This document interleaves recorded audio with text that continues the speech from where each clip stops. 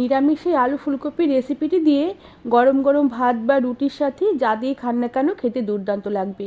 এর জন্য প্রথমে ছোট ছোট করে কেটে রাখা আলু আর ফুলকপিগুলোকে গরম জলে একটু ভাপিয়ে নিতে হবে। আর এরপরে একটি শুকনো খোলায় মশলা বানিয়ে নিতে হবে। এর জন্য খানিকটা চিনেবাদাম, তার সাথে একটু শুকনো লঙ্কা আর খানিকটা সাদা তিল আর সাদা পোস্ত দিয়ে কিছুক্ষণ নেড়ে নিয়ে হালকা ভেজে মশলাগুলোকে বেশ ভালো করে পেস্ট করে নেব।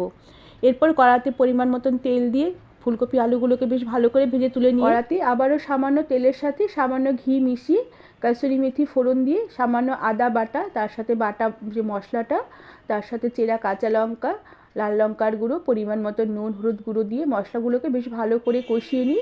অল্প মটরশুঁটি আর তার সাথে ভাজা ফুলকপি আলুগুলোকে দিয়ে আবারও বেশ ভালো করে নেড়েচেড়ে কষিয়ে নিই। অল্প জল দিয়ে বেশ ভালো করে নেড়েচেড়ে সেদ্ধ করে নিন। বেশ মাখা মাখা হয়ে এলে শেষে ধনেপাতা কুচি ছড়িয়ে দিয়ে বেশ ভালো করে নেড়েচেড়ে গ্যাসের আঁচ বন্ধ করে দিন।